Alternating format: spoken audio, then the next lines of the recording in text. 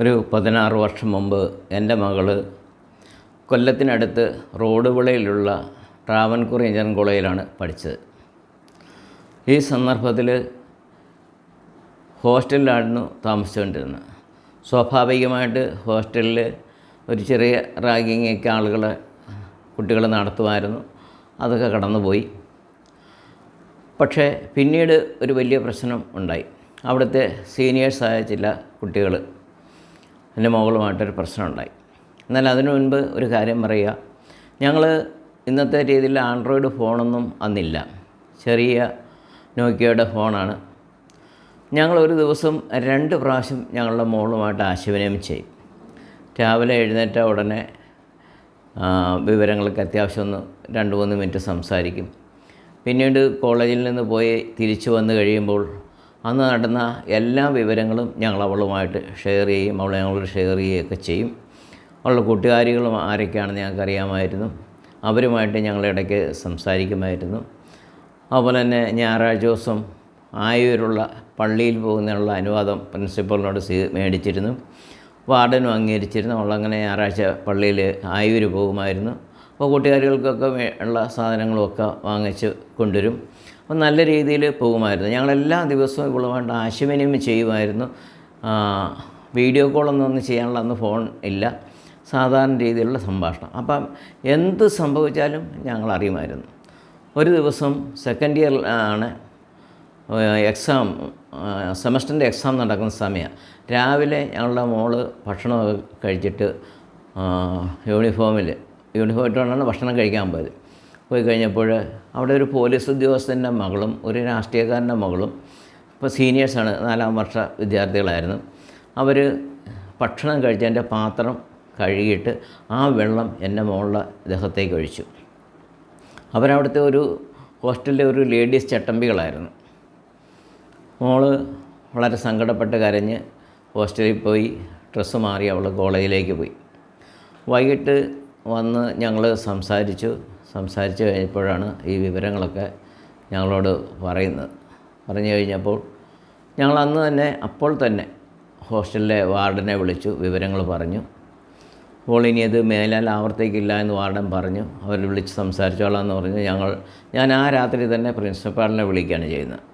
പിറ്റേ ദിവസത്തേക്കൊന്നും വെച്ചില്ല. ആ രാത്രി തന്നെ പ്രിൻസിപ്പാളിനെ വിളിച്ച് വിവരം പറഞ്ഞു. 3 ദിവസം കഴിഞ്ഞപ്പോഴത്തേക്ക് അവിടെ മീറ്റിംഗ് വെക്കാനായിട്ട് പ്രിൻസിപ്പാൾ തീരുമാനിച്ചു. ഞാനവിടെ ചെന്നു. ധാരാളം വിദ്യാർത്ഥികൾ അവിടെ വിദ്യാർത്ഥികളുടെ മാതാപിതാക്കൾ അവിടെ ഉണ്ടായിരുന്നു.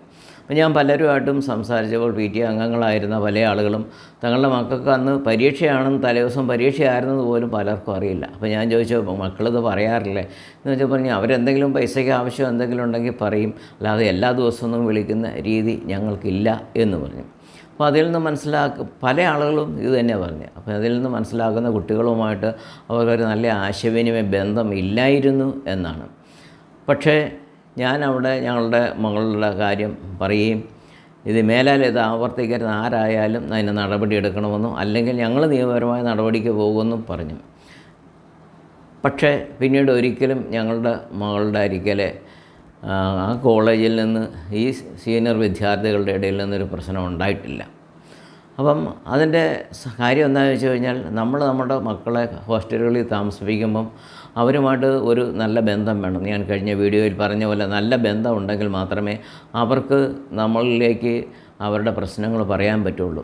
ഇങ്ങനെ പ്രശ്നങ്ങൾ പറഞ്ഞില്ലെങ്കിൽ ഇപ്പോൾ നമ്മൾ കഴിഞ്ഞ ദിവസങ്ങളിൽ ഹോസ്റ്റലിൽ 5 നഴ്സിംഗ് വിദ്യാർത്ഥികൾക്ക് സംഭവിച്ച പോലെ അവർക്ക് എന്ത് പ്രശ്നം വന്നാലും അവർ മാതാപിതാക്കളെ അറിയിക്കില്ല. അവർക്കൊരു പ്രശ്നം വന്നു കഴിഞ്ഞാൽ നമ്മൾ അവരുടെ ഉണ്ടെന്നറിഞ്ഞു കഴിഞ്ഞാൽ അവർ തീർച്ചയായിട്ടും സ്വന്തം മാതാപിതാക്കളെക്കാൾ കൂടുതൽ വിശ്വാസം വേറെ ആരുമില്ലല്ലോ. അപ്പോൾ ആ വിശ്വാസം നമ്മൾ നേടിയെടുക്കണം. മാതാപിതാക്കൾ നേടിയെടുത്തെങ്കിൽ മാത്രമേ കുട്ടികൾ നമ്മുടെ അരികിൽ വരികയും നമ്മളോട് പറയുകയും ചെയ്യുള്ളൂ. അത് കഴിഞ്ഞ് ആ 4 വർഷം കോളേജിൽ പഠിച്ചതിന് ശേഷം ഒരിക്കൽ പോലും എൻ്റെ മോളുടെ അരികിൽ ആരും ഒരു മോശമായ രീതിയിൽ ഇടപെടുകയോ സംസാരിക്കുകയോ ചെയ്തിട്ടില്ല. ഇതെല്ലാം എല്ലാ രക്ഷകർത്താക്കളും ശ്രദ്ധിക്കേണ്ട കാര്യമാണ്.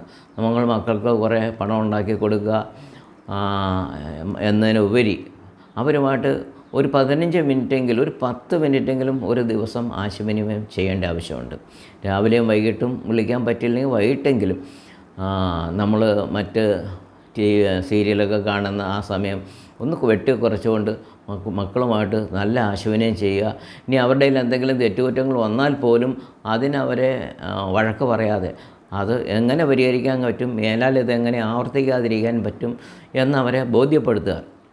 നന്മയായാലും തിന്മയായാലും എന്തായാലും നമ്മൾ അവരുടെ കൂടെ ഉണ്ടെന്നൊരു ബോധ്യം അവർക്കുണ്ടെങ്കിൽ തീർച്ചയായിട്ടും ഇതുപോലുള്ള റാഗിങ് ഒക്കെ പോലുള്ള പ്രശ്നങ്ങൾ വരുമ്പം അവരെ ആദ്യം നമ്മളെ വിളിച്ച് പറയും. ഇപ്പോൾ 5 കുട്ടികളവിടെ ആഴ്ചകളോളം അവർ വളരെയധികം പീഡനം അനുഭവിച്ചായിട്ട് നമുക്ക് കാണാൻ കഴിയും. പക്ഷേ അവർക്ക് ആർക്കും തങ്ങളുടെ മാതാപിതാക്കളെ ഒന്ന് വിളിച്ച് എനിക്ക് ഇന്ന പോലൊരു സംഭവം ഉണ്ട് എന്ന് പറയാൻ പറ്റിയില്ല. അതേസമയം ഒരു കുട്ടി തൻ്റെ മാതാപിതാക്കളെ വിളിച്ച് പറഞ്ഞു കഴിഞ്ഞപ്പോൾ പിറ്റേ ദിവസം മാതാപിതാക്കൾ അവിടെ ചെന്നു.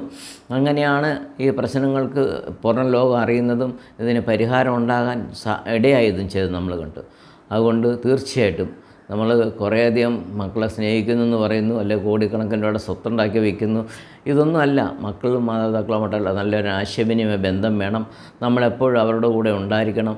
എങ്കിൽ മാത്രമേ നമുക്കതുകൊണ്ട് മക്കളെ നേടാനും മക്കൾക്ക് സംരക്ഷണം നൽകാനും കഴിയുള്ളൂ.